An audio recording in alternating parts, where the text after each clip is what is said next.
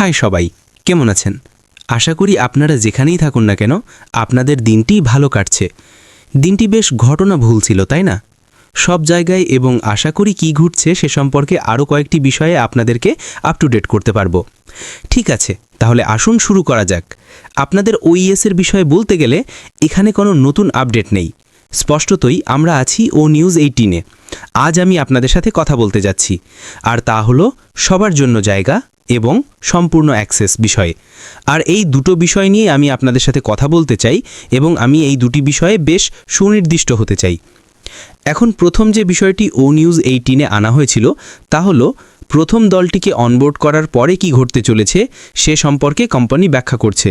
আর আমরা এখন দ্বিতীয় ওয়েভে প্রবেশ করেছি, যেখানে মানুষকে আমন্ত্রণ জানানো হচ্ছে এবং বলা হচ্ছে যে আপনাদের মধ্যে অনেকেই যারা ইতিমধ্যেই অনবোর্ড হয়েছেন তাদের কাছ থেকে ব্যক্তিগত আমন্ত্রণ পেতে শুরু করবেন।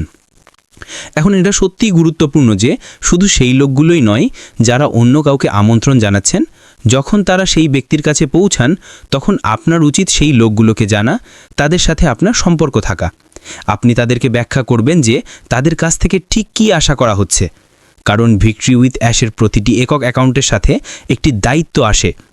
আপনারা সবাই সেই আচরণবিধি পড়েছেন। আপনি ভিক্টরি উইথ অ্যাশে থাকুন বা না থাকুন, সবারই সেই আচরণবিধিতে অ্যাক্সেস আছে। সুতরাং কারো পক্ষে এই অজুহাত দেওয়া সম্ভব নয় যে আমি আচরণবিধি সম্পর্কে জানতাম না। এটা স্পষ্ট এবং সহজভাবে দেখার জন্য উপলব্ধ। এটা ওয়েবসাইটে আছে এবং আপনি এটা দেখতে পারেন।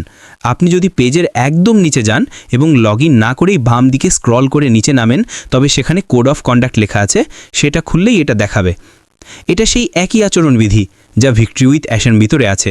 যখন আপনি লগ ইন করেন, আপনি সম্মত হওয়ার জন্য একটি বক্সে টিক দিচ্ছেন যে আপনি এটা পড়েছেন। এটা ভিক্টরি উইথ অ্যাশের ভেতরে আপনার কাছ থেকে কি আশা করা হচ্ছে সেই দায়িত্ব নিয়ে আসে।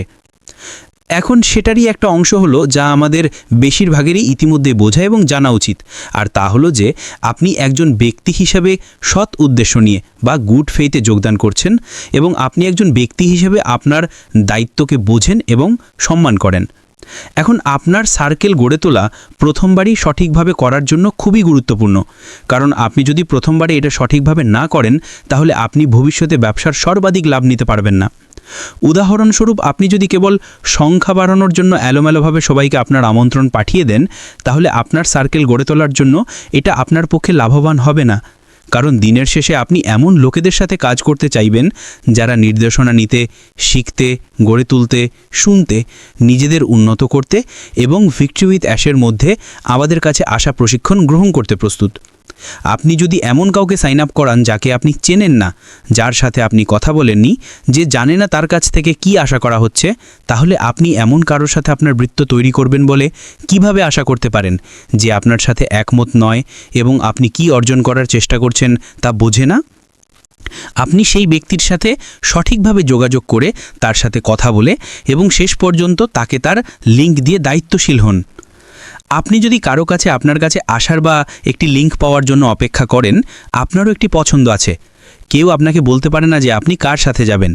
আপনি কাউকে বেছে নিতে পারেন, এবং আমি বলতে চাইছি যে আপনি যার সাথে যেতে চান তাকেই বেছে নিতে পারেন। আপনি হয় অপেক্ষা করতে পারেন, অথবা আপনি অবশ্যই কারো কাছে গিয়ে বলতে পারেন আপনার কাছে যদি লিঙ্ক থাকে তবে আমি আপনার সার্কেলে থাকতে চাই। তারপর সেই ব্যক্তি যদি আপনাকে চেনেন এবং আপনি কথা বলতে পারেন এবং আপনি জানতে পারেন যে আপনারা একমত কিনা, তার মানে সেই দ্বিমুখী রাস্তা এবং দায়িত্বের জন্য আপনার একটি অনেক ভালো সুযোগ আছে। কারণ আপনি জানেন আপনার কাছ থেকে কি আশা করা হচ্ছে, আপনি জানেন যে আপনার সেই দায়িত্ব আছে এবং আপনি সেটা আপনার সার্কেলের কাছেও পৌঁছে দেবেন। আমরা সত্যি এমন সময় আছি, আমরা শিক্ষকদের শিক্ষকতা করার জন্য প্রশিক্ষণ দিচ্ছি।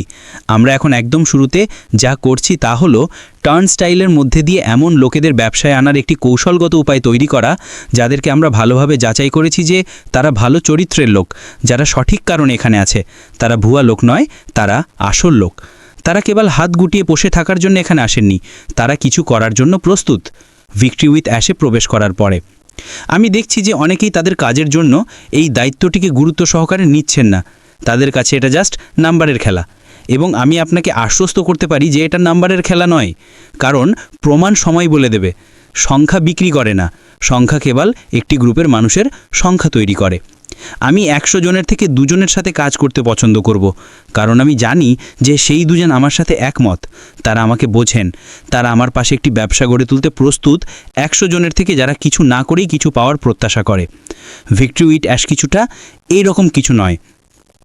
ভিক্টরি উইথ অ্যাশ হলো আমাদের প্রত্যেকের ব্যক্তি হিসাবে জ্ঞানতভাবে জানা যে আমরা এমন কোথাও প্রবেশ করছি যা আমাদের এমন টুল এবং প্রশিক্ষণ দেবে যা শুধু আমাদের নিজেদেরই উন্নত করবে না, বরং আমাদের আরও ভালো ব্যবসায়ী করে তুলবে। আর এটা এতটাই গুরুত্বপূর্ণ যখন আপনার সেই যোগাযোগ আছে এবং আপনি ভিক্টরি উইথ অ্যাশে থাকার জন্য যে কোনো সম্ভাব্য প্রার্থীর সাক্ষাৎকার নিচ্ছেন, এবং এটা সত্যি একটি সাক্ষাৎকার।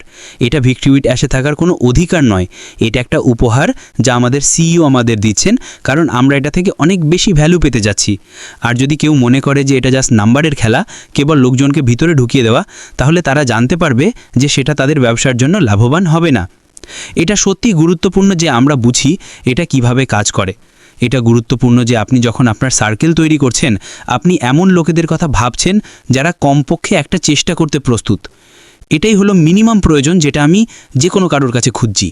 একটা চেষ্টা করে দেখুন, আপনি যদি সফল না হন সেটা সম্পূর্ণ ভিন্ন বিষয়, কিন্তু আপনি যদি একটা চেষ্টা করতে প্রস্তুত থাকেন, তারাই হলেন সেই ধরনের মানুষ যাদের আমি চাই, তারাই হলেন সেই মানুষ যাদের আমি আমার সার্কেলের রাখতে চাই।